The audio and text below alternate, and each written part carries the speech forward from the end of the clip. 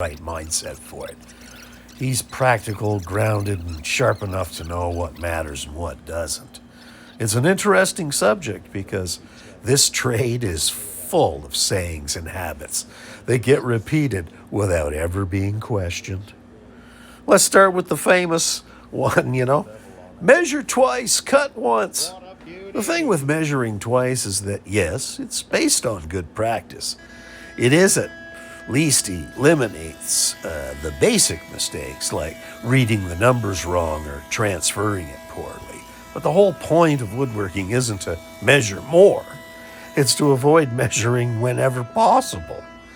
See, measuring twice doesn't guarantee accurate, right?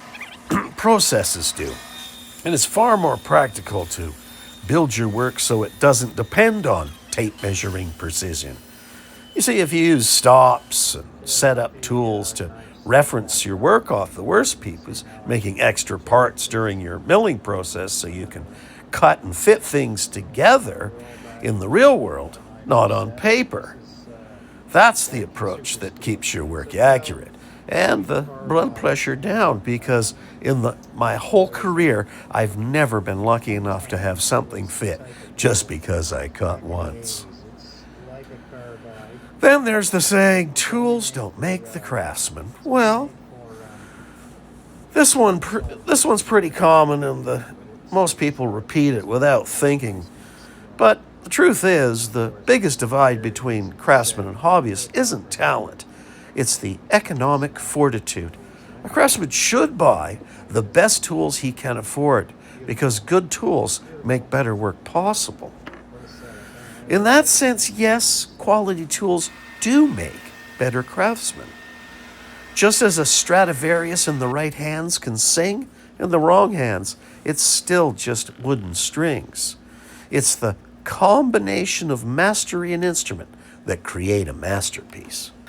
And any craftsman who claims he can do that same work without tools hasn't reached that level yet. Because real mastery includes knowing the limits of your tools and learning to grow with them. Generally speaking, better tools make better work, but only better craftsmen with better tools make masterpieces. And then there is, how about glue is stronger than wood itself?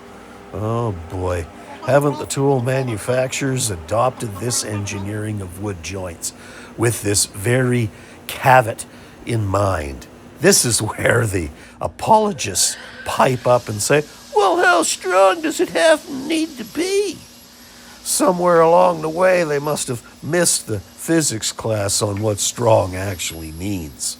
Adhesive strengths get sold like craftsmanship in a squeeze bottle, but ask yourself, if you assemble that same joint without glue, what would happen? We all know the answer.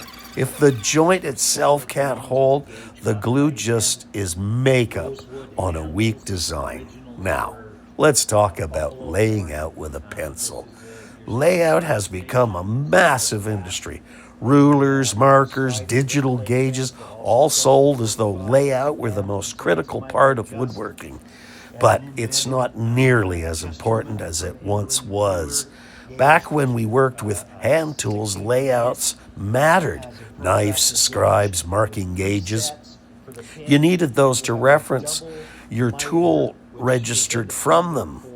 But today, most modern joinery is just butt joint reinforced by machines, loose tenons, dowels, or hardware. And if the tool is doing the alignment, why are we still laying it out like it's 1890? With fences, stops, and digital settings existing, layout becomes the biggest waste of time in the shop. Good process eliminate the need for it.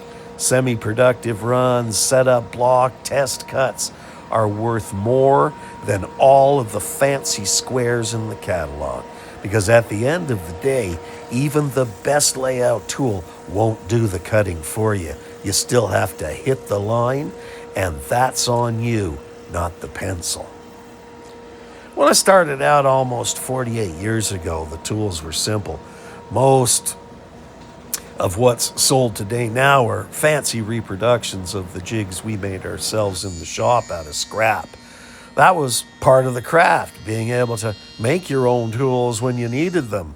That is the real tool nobody sells, the ability to think and adapt. Now, everybody shares their ideas online, and the tool manufacturers are watching. They grab what's popular, copy it, and sell it back to you. I've even got a vendor down in southern Ontario who copied my bandsaw in-table guides. Cheap knockoffs, really. And if you see in-table bandsaw guides for sale, they're not mine. They're worse. And every gimmick gets its turn. How to find the center of a board, how to set the table saw blade height to an exact height. Whole companies exist selling this stuff to beginners who don't know what they don't know. And then there's the tool shills, channels that exist just to move product. They sell anything, call it a game changer, and pretend it's craftsmanship, but it's not. It's marketing. Woodworking isn't about slogans or brand names or the latest jig. It's about understanding the material, the process, and yourself. Everything else is just noise.